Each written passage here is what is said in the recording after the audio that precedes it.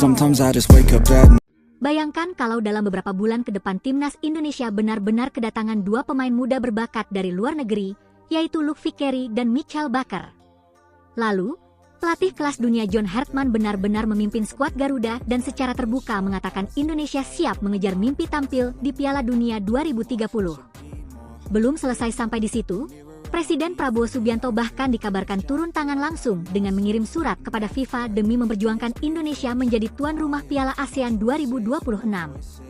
Kalau semua ini benar-benar terjadi, apakah Indonesia sedang memasuki era emas sepak bola Asia Tenggara? Simak sampai akhir karena setiap kabar ini bisa mengubah masa depan sepak bola Indonesia. Belakangan ini, media sosial ramai membicarakan nama Luke Vickery dan Mitchell Baker. Dua pemain muda yang disebut-sebut memiliki potensi besar itu dikaitkan dengan peluang memperkuat timnas Indonesia.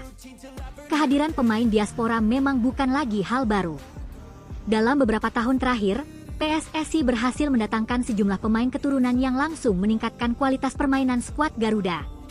Karena itu, setiap muncul nama baru, antusiasme supporter langsung meledak. Banyak yang berharap Luke Vickery dan Mitchell Baker benar-benar memenuhi syarat dan suatu hari bisa mengenakan seragam merah putih. Jika proses administrasi, status kewarganegaraan, dan seluruh persyaratan FIFA terpenuhi, tentu mereka bisa menjadi tambahan kekuatan yang sangat menarik bagi timnas Indonesia.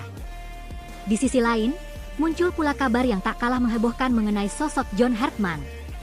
Pelatih yang dikenal memiliki pengalaman membawa tim nasional tampil kompetitif di level internasional itu disebut optimistis Indonesia memiliki peluang menuju Piala Dunia 2030.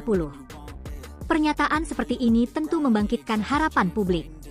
Dalam beberapa tahun terakhir, perkembangan sepak bola Indonesia memang terlihat cukup pesat. Infrastruktur mulai diperbaiki, kompetisi semakin kompetitif, pembinaan usia muda terus ditingkatkan, dan kualitas pemain juga mengalami perkembangan. Namun, perjalanan menuju Piala Dunia bukanlah sesuatu yang mudah.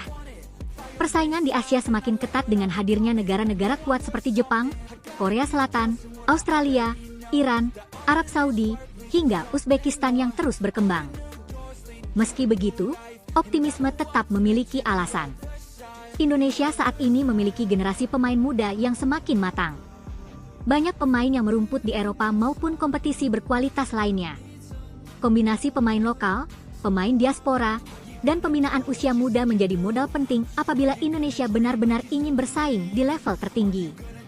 Target tampil di Piala Dunia 2030 memang terdengar sangat ambisius, tetapi bukan sesuatu yang mustahil apabila seluruh elemen sepak bola Indonesia berjalan dalam satu visi yang sama.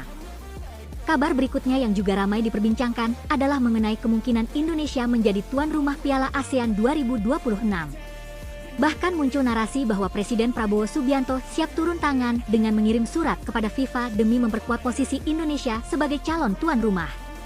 Bila Indonesia dipercaya menjadi penyelenggara, tentu dampaknya akan sangat besar. Selain meningkatkan citra sepak bola nasional, turnamen ini juga bisa menjadi momentum untuk memperkenalkan stadion-stadion berstandar internasional yang telah dibangun dalam beberapa tahun terakhir. Dukungan supporter Indonesia yang dikenal sangat fanatik juga akan menjadi daya tarik tersendiri bagi dunia sepak bola. Namun demikian, perlu dipahami bahwa seluruh proses penunjukan tuan rumah tetap mengikuti mekanisme resmi yang ditetapkan oleh federasi terkait. Tidak cukup hanya dengan dukungan pemerintah, tetapi juga harus memenuhi berbagai aspek seperti kesiapan stadion, keamanan, transportasi, akomodasi, hingga standar operasional internasional. Semua itu menjadi bagian penting dalam proses evaluasi sebelum hak penyelenggaraan diberikan. Apabila tiga kabar besar ini benar-benar menjadi kenyataan, maka Indonesia akan memasuki babak baru dalam sejarah sepak bola nasional. Bayangkan saja, skuad Garuda diperkuat talenta-talenta baru, dipimpin sosok pelatih berpengalaman yang memiliki visi besar menuju Piala Dunia, lalu menjadi tuan rumah turnamen bergengsi Asia Tenggara di hadapan puluhan juta pendukung sendiri. Efeknya tentu tidak hanya terasa di lapangan hijau, tetapi juga terhadap perkembangan industri sepak bola, ekonomi kreatif, pariwisata, hingga pembinaan generasi muda. Meski demikian, penting untuk membedakan antara informasi yang sudah resmi diumumkan dengan rumor atau spekulasi yang masih berkembang di media sosial. Sampai ada pengumuman resmi dari PSSI, FIFA, AFF, atau pihak terkait, kabar mengenai Luke Vickery, Mitchell Baker, John Hartman, maupun langkah Prabowo dalam proses pencalonan tuan rumah masih perlu diverifikasi. Sebagai pecinta sepak bola Indonesia, tentu kita berharap seluruh kabar baik ini benar-benar terwujud, tetapi tetap mengedepankan informasi yang akurat agar tidak menimbulkan kesalahpahaman. Bagaimana menurut kalian? Apakah Luke Vickery dan Michael Baker layak menjadi bagian dari timnas Indonesia? Apakah John Hartman merupakan sosok yang tepat untuk membawa Garuda menuju Piala Dunia 2030? Dan apakah Indonesia sudah siap menjadi tuan rumah Piala ASEAN 2026? Tulis pendapat kalian di kolom komentar. Jangan lupa bagikan video ini kepada sesama pecinta sepak bola Indonesia, karena perjalanan Garuda menuju panggung dunia mungkin saja baru saja dimulai. Kalau kita melihat perjalanan timnas Indonesia dalam 5 tahun terakhir, perubahan yang terjadi memang luar biasa. Dulu, banyak orang menganggap Indonesia hanya menjadi pelengkap di setiap turnamen Asia Tenggara. Namun sekarang situasinya mulai berubah. Lawan-lawan mulai memberikan perhatian lebih kepada Indonesia. Mereka tidak lagi menganggap skuad Garuda sebagai tim yang mudah dikalahkan. Perubahan mentalitas inilah yang sebenarnya menjadi fondasi paling penting dalam membangun tim besar. Sebab, sebelum berbicara soal kualitas pemain, yang harus dibangun terlebih dahulu adalah rasa percaya diri bahwa Indonesia mampu bersaing dengan siapapun. Kehadiran pemain-pemain diaspora juga telah mengubah wajah timnas Indonesia. Mereka membawa pengalaman bermain di liga-liga yang memiliki standar latihan lebih tinggi, intensitas pertandingan yang lebih cepat, serta disiplin taktik yang lebih matang. Ketika pengalaman tersebut dipadukan dengan semangat juang pemain-pemain lokal, Indonesia perlahan memiliki identitas permainan yang lebih modern. Karena itulah, setiap kali muncul nama baru yang dikaitkan dengan timnas Indonesia, perhatian publik selalu begitu besar.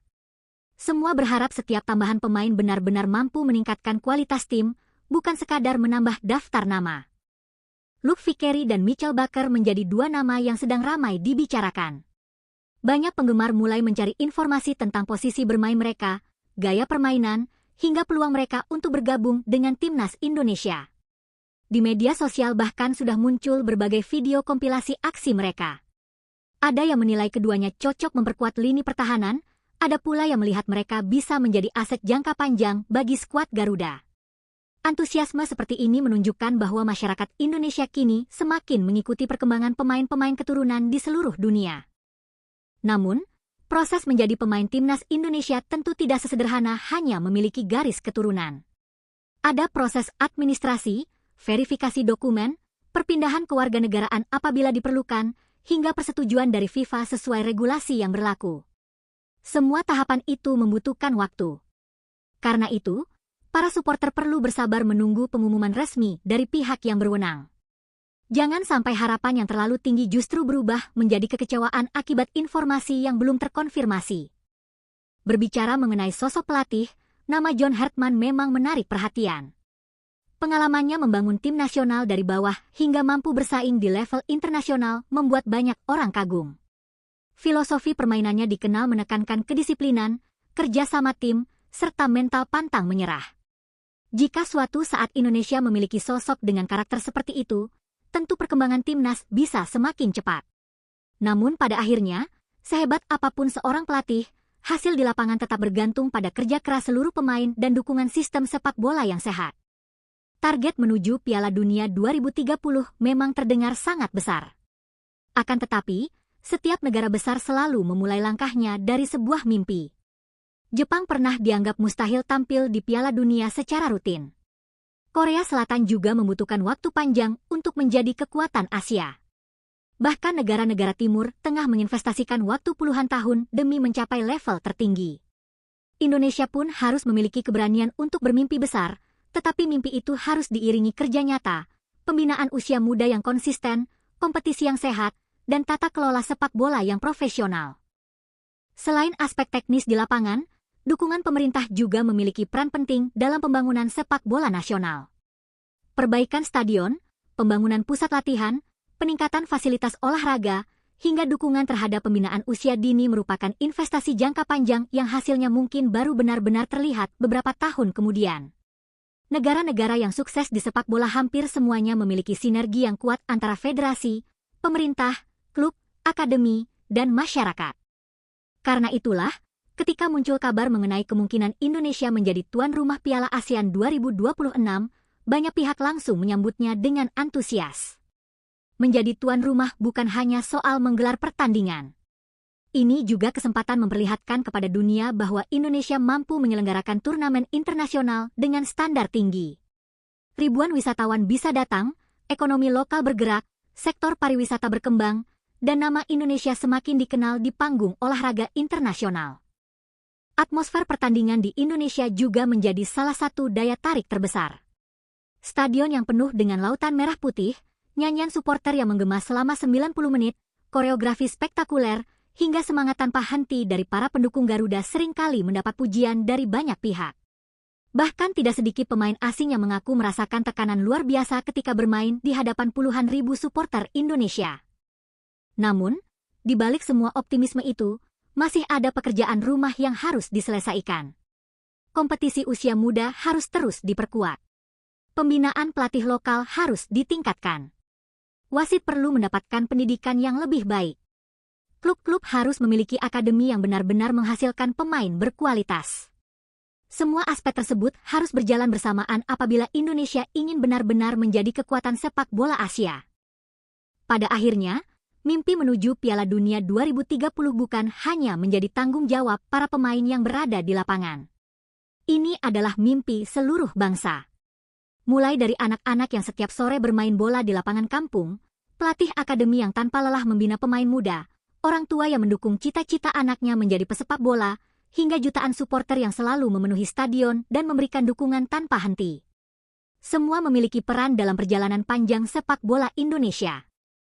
Apakah semua kabar yang beredar saat ini akan benar-benar menjadi kenyataan? Waktu yang akan menjawab. Namun satu hal yang pasti, harapan masyarakat Indonesia terhadap sepak bola nasional tidak pernah sebesar sekarang. Dan mungkin saja, beberapa tahun dari hari ini, kita akan mengenang momen-momen seperti inilah sebagai awal dari kebangkitan terbesar timnas Indonesia di pentas dunia. Yang membuat cerita ini semakin menarik adalah karena semuanya seolah saling berkaitan. Bayangkan jika Indonesia benar-benar mendapatkan tambahan pemain berkualitas, memiliki pelatih dengan pengalaman internasional, serta dipercaya menjadi tuan rumah turnamen besar Asia Tenggara. 3 hal tersebut akan menciptakan efek domino yang sangat positif. Semangat pemain meningkat, kepercayaan diri suporter semakin besar, sponsor mulai berdatangan, dan perhatian dunia terhadap sepak bola Indonesia pun ikut naik. Inilah yang selama ini diimpikan oleh jutaan pecinta sepak bola tanah air. Namun, perjalanan menuju level tersebut tentu tidak akan berjalan mulus. Setiap negara yang sukses di dunia sepak bola pasti pernah mengalami masa-masa sulit. Jepang membutuhkan waktu puluhan tahun membangun kompetisi profesional sebelum akhirnya menjadi langganan Piala Dunia. Korea Selatan juga terus melakukan pembinaan sejak usia dini hingga mampu bersaing dengan negara-negara Eropa. Indonesia harus belajar dari pengalaman tersebut. Kesuksesan tidak datang dalam semalam, tetapi dibangun melalui kerja keras yang konsisten selama bertahun-tahun. Di sisi lain, perhatian dunia terhadap sepak bola Indonesia memang semakin besar. Banyak pencari bakat mulai melirik pemain muda Indonesia. Beberapa pemain bahkan mendapatkan kesempatan berkarir di luar negeri. Hal ini menjadi sinyal bahwa kualitas pemain Indonesia mulai diakui. Semakin banyak pemain yang merasakan atmosfer kompetisi luar negeri, semakin besar pula pengalaman yang bisa mereka bawa ketika memperkuat timnas. Selain kualitas individu, kekuatan terbesar timnas Indonesia sebenarnya terletak pada semangat kolektif. Kita sering melihat bagaimana para pemain rela berjuang hingga peluit panjang berbunyi. Mereka tidak mudah menyerah meskipun tertinggal. Mental seperti inilah yang menjadi ciri khas Garuda. Dalam sepak bola modern, semangat juang seringkali mampu menutupi perbedaan kualitas teknik dengan lawan. Banyak pertandingan besar dimenangkan bukan karena tim memiliki pemain terbaik, tetapi karena mereka memiliki tekad yang lebih kuat. Kalau berbicara soal target Piala Dunia 2030, tentu jalan yang harus ditempuh masih sangat panjang. Indonesia harus menghadapi lawan-lawan yang kualitasnya sudah terbukti di level Asia. Setiap pertandingan akan menjadi ujian sesungguhnya. Tidak ada ruang untuk lengah. Satu kesalahan kecil bisa membuat mimpi besar itu tertunda. Karena itulah, persiapan sejak sekarang menjadi sangat penting. Mulai dari pemusatan latihan, program fisik, pemantapan taktik, hingga memperbanyak laga uji coba melawan tim-tim kuat. Yang juga tidak kalah penting adalah menjaga kekompakan di luar lapangan. Tim yang besar bukan hanya terdiri dari pemain hebat, tetapi juga hubungan yang solid antara pelatih, staf, federasi, dan para pemain. Ketika semua memiliki tujuan yang sama, proses menuju prestasi akan terasa lebih mudah.